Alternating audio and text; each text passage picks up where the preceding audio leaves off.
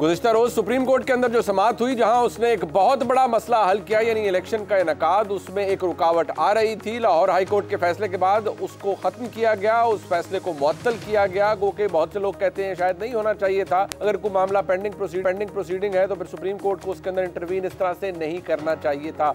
Supreme court एक appellate jurisdiction के अंदर काम करने वाला इदारा है और अपील उसी सूरत में एंटरटेन की जा सकती थी अगर कोई final order Lahore high court की जानिब से आ जाता। लेकिन हो बहुत कुछ गया, लेकिन उसने सवालात को जन्म दे दिया। खास तौर पर सुप्रीम कोर्ट का वो फैसला या वो हुक्म जिसमें कहा गया है कि वो वकील साहब यानी उमैर न्याजी साहब, जो कि पाकिस्तान तहरीक इंसाफ के एक ओहदेदार भी हैं, उन्होंने रिट पिटिशन की थी लाहौर हाई कोर्ट में। उनके खिलाफ तौहीन अदालत का शो कॉज नोटिस भी जारी कर दिया गया। अब सवाल यह है कि जो किया गया वो दुरुस्त है या नहीं। बहरहाल अदालती फैसला है, फील्ड है, वो अब वो एक पब्लिक डॉक्यूमेंट है, उस पर बात हो सकती है। इस पर बात करने के लिए मेरे साथ मौजूद है जहांगीर जदून साहब, जो कि एडवोकेट जनरल इस्लामाबाद हैं। बहुत शुक्रिया जदून साहब आपका। और रबिया बाजवा साहिबा, जो कि वाइस प्रेसिडेंट हैं लाहौर हाई कोर्ट बार की। बहुत शुक्रिया मैडम आपका भी। जदून साहब, आपसे बात का आगाज़ करता हूँ। फरमाइएगा, जो गुज़िश्ता रोज़ हुआ, अगर मैं ये कहूँ मोहतात अल्फाज में कि वो एक बड़ी डैमनिंग इंडाइटमेंट थी, जहां एक चले वकील के लिए लेकिन एक मोअज़्ज़ज़ जज के लिए भी जो लाहौर हाई कोर्ट के अंदर है, उन्होंने एक फैसला दिया। उस फैसले का सही गलत होना बात की बात है।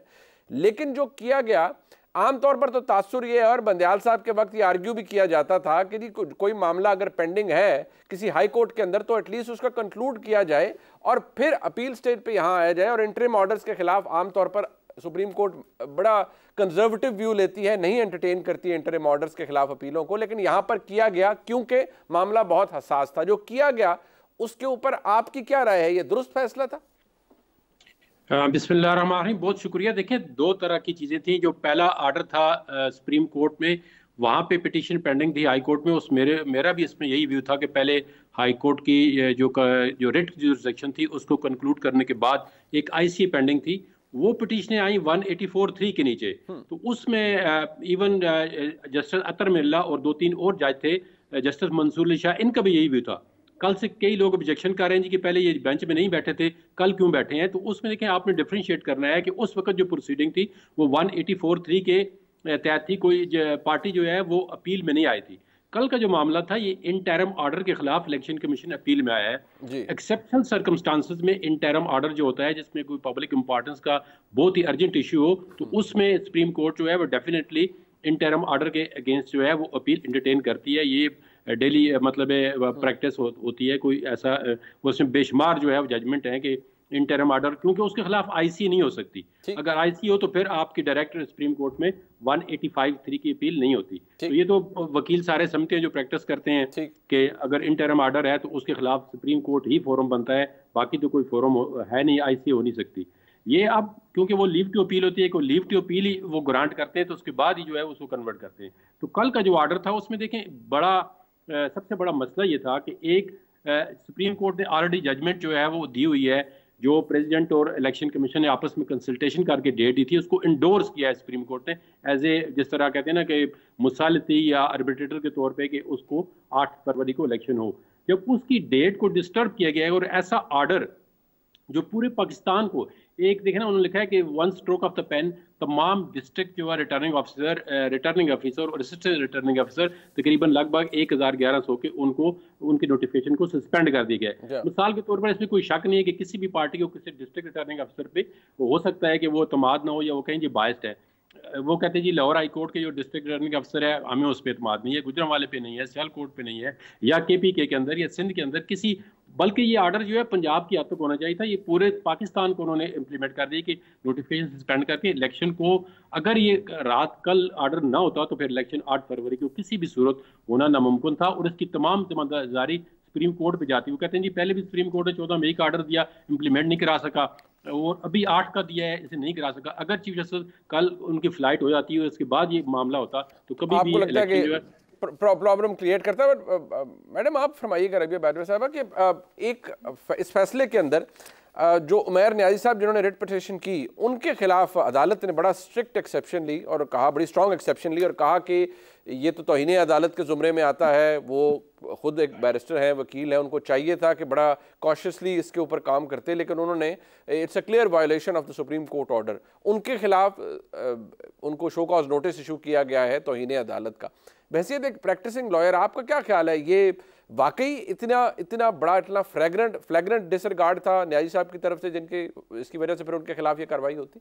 देखिए बात ये है कि ये जिस एक तो सुप्रीम कोर्ट ने जो किया कि इंश्योर कर रहे हैं कि इलेक्शंस टाइम पे हो, ये बिल्कुल अप्रिशिएबल, और हमारे सबके डिमांड और कॉन्स्टिट्यूशन का ये मैंडेट है कि इलेक्शन जो है वो वक्त के ऊपर होना चाहिए। इस हद तक तो बात दुरुस्त है जैसा, लेकिन जो उमैर न्याजी साहब के हवाले से, किसी भी वकील के हवाले से अगर इस तरह की वर्डिक्ट सुप्रीम कोर्ट देती है, या वो ये कहते हैं कि अगर आप पिटीशन आपने दुरुस्त फाइल नहीं की, तो मेरा ख्याल है ये बिल्कुल नामुनासिब है। और ये एक्सेस टू जस्टिस जो है वो एक राइट है, फंडामेंटल राइट है, इंडिविजुअल का राइट है, पॉलिटिकल पार्टी का राइट है कि वो अपने कंसर्न जो है अदालतों के सामने लेकर आएँ। तो अगर इस तरह की पिटीशन जिससे वो एग्री नहीं भी करते जज साहिबान, तो ये हक है पार्टी का कि वो पिटीशन दायर करे। और अगर इस तरह होने लग गया कि वकला के खिलाफ या पिटीशनर्स के खिलाफ इस मतलब इतने सख्त ऑर्डर्स आने लग जाएंगे, तो मेरा ख्याल है कि ये जो एक्सेस टू जस्टिस का जो एक बुनियादी हक है वो शहरियों का मुतासिर होगा। तो इस तरह नहीं होना चाहिए। दूसरी बात यह कि देखिए अदालतों के पास, जैसे एपिलेट कोर्ट है, सुप्रीम कोर्ट इस केस के अंदर, तो अदालतों के पास पूरा इख्तियार होता है कि अगर कोई पिटीशन है उसको वो डिसमिस भी कर सकते हैं। बल्कि नीचे वाले जज साहब जो थे उनका भी इख्तियार था, जस्टिस अली बाकर नजफी साहब का, कि वो अगर उन्होंने, ठीक है उनका एक अपना ओपिनियन था, उन्होंने इसको एंटरटेन किया, और गलती भी हो सकती है, इसीलिए एपिलेट फोरम्स अवेलेबल होते हैं। तो इस हद तक तो ठीक है कि appellate exercise, jurisdiction exercise supreme court ने की, लेकिन मैं इस चीज़ को बिल्कुल मैं समझती हूँ नामुनासिब है कि किसी पिटीशनर के खिलाफ या किसी वकील के खिलाफ इतना सख्त किस्म का ऑर्डर किया जाए। यह खौफ भी पैदा करेगा और ये लिटिगेशन को डिस्करेज भी करेगा, लोग घबराएंगे अपने हकूक के लिए अदालतों में आने से। अच्छा मैडम आपसे मैं शुरू कर लेता हूँ। ये 2013 में हमने देखा मातहत अदलिया इन्वॉल्व थी, उन्हीं के ज़ेरे इत्माम हुए तमाम तर इलेक्शंस। उसके बाद फौरी तौर पर इमरान खान साहब ने कहा, और उनको फिर कंटेम्प्ट में भी बुला लिया। उस वक्त चीफ जस्टिस थे इफ्तिखार चौधरी साहब, उन्होंने कहा बड़ा शर्मनाक किरदार था पाकिस्तान की अदलिया का। तो अदलिया, मातहत अदलिया के तहत भी अगर इंतखाबात कराया जाए तो कोई तारीख इतनी हौसला अफजा नहीं है। अब पीटीआई का ये कहना कि जी मातहत अदलिया के तहत ही करवाए जाए और इंतजामिया के तहत करवाए गए तो बहुत धांधली होगी, इसके ऊपर जरा रिफ्लेक्ट कीजिएगा, आपका क्या ओपिनियन है? देखिए इससे पहले मैं बात करूंगी, अभी आपने फरमाया कि ये बात भी कि क्योंकि अदलिया के पास टाइम नहीं है, तो मैं समझती हूँ कि इतना कोई अदलिया इंसाफ नहीं करेगी, इनके पास टाइम नहीं है। कुछ दिन अगर इलेक्शंस के लिए ये दिए जा सकते हैं, इसमें कोई ऐसी बात नहीं कि पूरा साल बहुत काम हो रहा है और बिल्कुल अदलिया इतनी मसरूफ है। आई एम सॉरी, वो माजरत के साथ नहीं, मैं नहीं समझती इस तरह। हमारे बड़े कंसर्न थे जुडिशल सिस्टम के ऊपर, और अब आप देखें आखिरी नंबरों पर फिर और दोबारा जो सर्वे आया उसके मुताबिक भी अच्छा डिक्लाइन है, तो उसको अलग बहस है कि उसको ठीक होना चाहिए। जहाँ तक बात है इस चीज़ की कि देखिए फ्री एंड फेयर इलेक्शंस, ये अदलिया जो आपका एक्ट है इलेक्शन एक्ट, उसके तहत अदलिया को भी जिम्मेदारी दी जा सकती है कि वो इलेक्शंस करवाएं। तो जब एक बड़ी मेन स्ट्रीम पोलिटिकल पार्टी जो इस वक्त ज़ेरे अताब भी नजर आती है, तो अगर वो उसकी डिमांड है तो इसके ऊपर बात होनी भी चाहिए। सुप्रीम कोर्ट ने अपने फैसले में लिख दिया ना कि अदलिया तो अवेलेबल नहीं है, क्योंकि अदलिया की तरफ से मातहत अदलिया अवेलेबल इसलिए नहीं है क्योंकि चीफ जस्टिस साहिबान किसी एक ने भी एग्री नहीं किया, हामी नहीं भरी कि हम मातहत अदलिया के लोग देंगे। अब ये तो इलेक्शन कमीशन ने कहा होगा, लेकिन ये फैसले के अंदर अब रिप्रोड्यूस किया है सुप्रीम कोर्ट ने। इसमें थोड़ी सी मैं बात करूंगी कि कल से हम भी सुन रहे हैं, हमने देखा ये सारा जो फैसला आया है, आपको डाउट लेकिन उसके अंदर डाउट इस तरह पैदा हुआ कि कुछ जगहों से डिनाइल भी आया है कि ऐसा कोई लेटर मौजूद नहीं है शायद, लेकिन इसको बहरहाल अदालत, बड़ी अदालत के पास ये पेंडिंग है और उनको देखना चाहिए कि कब अदलिया ने कोई रिटर्न इनकार किया है, उनसे ये पूछा गया है और क्या उन्होंने वाकई रिटर्न इनकार किया है, क्योंकि ये मौक़िफ़ था इलेक्शन कमीशन का। और अब मैं नहीं ये जानती कि उसमें कोई रिटर्न ऐसा डॉक्यूमेंट या कोई रिटर्न ऐसा लेटर आया है कि किस चीफ जस्टिस साहब ने उनको ये कहा है कि ये इलेक्शन आपको लगता है प्रूव होना चाहिए। टुवर्ड्स द एंड जहांगीर जिंदू साहब, आपके नजदीक इंतजामिया आसानी से इन्फ्लुएंस हो जाती है और मातहत अदलिया बड़ी इम्पार्शली काम करती है इलेक्शंस के अंदर, क्या ये तासुर दुरुस्त है, या वो कहते हैं ना जब कुछ होना हो तो फिर जो मर्जी बैठा हो जाता है? नहीं, देखें बकौल इनके कि आज अदलिया आज़ाद नहीं है, तो वो अदलिया किसकी डिक्टेशन पे चल रही है? इसका मतलब है अदलिया भी इन्फ्लुएंस हो सकती है। अब मैं थोड़ा सा आपको 1-2 मिनट में जो देंगे, इलेक्शन एक्ट 2017 जब बना तो इसमें तमाम पॉलिटिकल पार्टी जो स्टेक होल्डर थी उनकी कंसेंसस थी कि वैलिड पीस ऑफ लेजिस्लेशन है और अच्छा डॉक्यूमेंट है इलेक्शन के लिए। उसका जो सेक्शन 50 और 51 है वो डील करता है कि 3 किस्म के लोग जो हैं, पहला 1 प्रायोरिटी है कि इलेक्शन कमीशन अपने अफसरान जो है वो डिस्ट्रिक्ट रिटर्निंग अफसर और असिस्टेंट रिटर्निंग अफसर अपॉइंट करेगा। जब उसकी अवेलेबिलिटी नहीं है तो दूसरा ऑप्शन ये है कि वो प्रोविंशियल गवर्नमेंट या फेडरल गवर्नमेंट से जो बंदे होंगे वो लगाएगा। तीसरा ऑप्शन ये है कि with the consultation of chief justice of the respective high courts वो जुडिशियल ऑफिसर मांग सकते हैं। अगर जुडिशियल अफसर, कल को 2 पार्टियां आती हैं, वो या 3 पार्टियां पॉलिटिकल पार्टी कहती हैं जी हमें तो जुडिशियल अफसरान पे एतमाद ही नहीं, या कल को पीटीआई कह सकती है कि जी क्योंकि जुडिशरी जो है वो आज़ाद नहीं है, वो अंडर इन्फ्लुएंस है, तो हम पे एतमाद नहीं है। या अगर इलेक्शन हो जाता है और ये नहीं जीत सकते या रिगिंग होती है, तो तमाम जिम्मेदारी जो है वो चीफ जस्टिस ऑफ पाकिस्तान पे आ जाएगी या चीफ जस्टिस ऑफ जो हाई कोर्ट उन पे आ जाएगी कि इन्होंने खुद रिगिंग कराई है। तो इसमें मेरा व्यू पॉइंट हुआ उसी इलेक्शन एक्ट के अंदर जो सेक्शन 55 है, उसका सब सेक्शन 3 जो है वो रेमेडी प्रोवाइड करता है कि आपके नज़दीक अगर कोई डिस्ट्रिक्ट रिटर्निंग अफसर है, जो भी इलेक्शन का अमला है, जो इलेक्शन कमीशन के मतहत हो जाता है, जब वो अपॉइंट हो जाता है डिस्ट्रिक्ट रिटर्निंग अफसर, he is under the supervision of the election commission of Pakistan. वो फिर एज ए डिप्टी कमिश्नर काम नहीं कर रहा होता है, एज ए डिस्ट्रिक्ट रिटर्निंग अफसर उसके लिए डिसिप्लिनरी प्रोसीडिंग जो है, ये डिसिप्लिनरी प्रोसीजर प्रोवाइड किया गया है। लेकिन अब मैं माजरत सारी करूंगा कि इलेक्शन कमीशन को प्योरली इंडिपेंडेंट और मेरिट पे काम करना चाहिए। हमारा इलेक्शन कमीशन जो है ना, वो मैं उसको नहीं समझा कि वो फुली इंडिपेंडेंट है। एक पोस्ट ऑफिस भी होना चाहिए। एक बात मैं सिर्फ इसमें थोड़ी सी ऐड करूंगी, अभी मोहतरम हमारे बड़े भाई ने जो दून साहब ने जो बात फरमाई, मैं इसमें सिर्फ ये समझती हूँ कि कोई ऐसी तरजीह की बात, तरजीह बुनियादों की बात नहीं है और ये पूरा किसी को भी किया जा सकता है, लेकिन किन सर्कमस्टांसिस में किया जा सकता है। जैसे अभी पहले बात की कि जो इलेक्शन कमीशन तो खुद उसके ऊपर बड़े सवालात उठ रहे हैं, तो अफसोस के साथ यही कहना पड़ता है कि लेजिस्लेशंस तो मौजूद हैं, लेकिन अब उसकी जब इम्प्लीमेंटेशन की रियासती इदारों के किरदार की बात आती है तो फिर बड़े वैलिड कंसर्न्स हैं लोगों के। और अदलिया के ऊपर अगर किसी ने या इमरान खान साहब ने या किसी और ने भी, सारी पॉलिटिकल पार्टीज हर दफा उंगली उठाती हैं और मुख्तलिफ फैसलों के ऊपर उंगली उठाती हैं, तो ये कोई ऐसी नई बात नहीं है। अदलिया जो है, मैं फिर कहती हूँ कि मैंने पहले भी बात की कि मैं कोई ये नहीं कह रही कि अदलिया बहुत इंडिपेंडेंट है, बिल्कुल ऐसा नहीं, हम तो, हमारी तो स्ट्रगल ही है। लेकिन फिर अब डिक्लाइन की हालत देख लें कि बाकी इदारों के निस्बत, मतलब अब अदलिया के इतने डिक्लाइन के बावजूद भी हम ये समझते हैं कि शायद जो जजेस के अंदर as compare to other state institution या जो ब्यूरोक्रेसी है उसकी निस्बतन ज़रा थोड़ी सी इंडिपेंडेंस जो है उनसे एक्सपेक्ट की जा सकती है। तो इसलिए बेहतर है कि जुडिशरी जो है वो इलेक्शंस करवाए।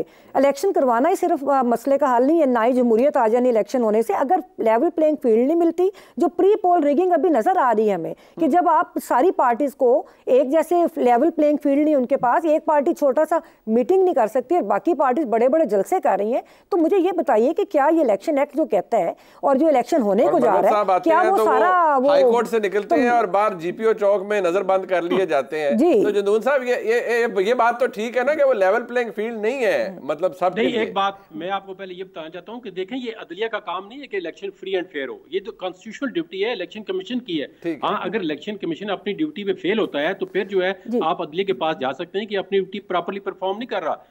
जो आर्टिकल 218 और 219 है कॉन्स्टिट्यूशन का, वो अदलिया पे जिम्मेदारी नहीं डालता, ये कॉन्स्टिट्यूशनल बॉडी है। लेकिन माजरत के साथ मेरा अपना भी इस पॉइंट ऑफ व्यू ये है कि अब एक सिर्फ मैं आपको छोटी सी मिसाल दूं कि जो कॉन्स्टिट्यूशनल बॉडी इलेक्शन कमीशन, ये जेल में जा रही है झंडे लगा के गाड़ियों के साथ। यदि हम एक मुल्ज़िम का ट्रायल, भाई आपके पास इतनी पावर नहीं है कि आप मुल्ज़िम को अपने पास मंगा सके, तो आप रिजाइन करके घर जाएं। जी बिल्कुल, सिर्फ मैं एक चीज, जी बिल्कुल दुरुस्त फरमाया, सिर्फ एक चीज क्लियर करूंगी कि जो फंडामेंटल राइट्स की प्रोटेक्शन है वो अदलिया की जिम्मेदारी है, और अगर वो इतने हकूक, सियासी हकूक को प्रोटेक्ट नहीं करती कि कोई अपनी कैंपेन कर सके, तो ये बराह रास्त अदलिया का फेलियर है, ये इलेक्शन कमीशन का नहीं है, उनकी और जिम्मेदारी है।